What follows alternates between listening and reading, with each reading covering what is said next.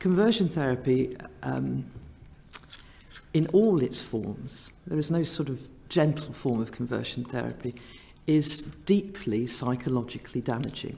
It can also be physically damaging, and sadly we've heard of cases of forced rape or physical beatings, but on the whole it's the psychological damage, which is now really well documented at a UN level by the ILGA World report, by Outright International report, by the UK government's report, by our own report, by the testimonies now of hundreds of survivors who've gone through it, primarily in a religious context, and in a world where those religious leaders refuse, and I'm afraid, forgive me, but you've heard that this afternoon, refuse to recognise the harm that is being caused and continue to ask for the right to continue with that harm.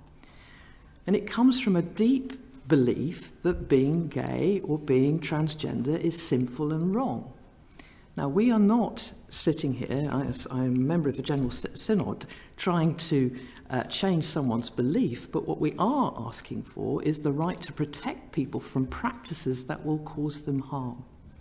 So I just want to correct some of the things that have been said earlier. We're not saying that preaching should be banned, that someone expressing their beliefs should be banned. What we are saying is that any practice aimed at an individual with a predetermined purpose to try and change them should be banned because of the harm that is known to have been caused. And we're talking about suicide.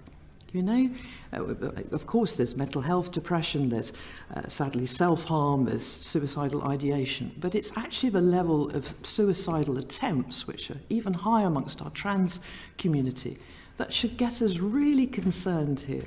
And I'm deeply concerned that there doesn't seem to be a greater desire to engage with that level of known harm.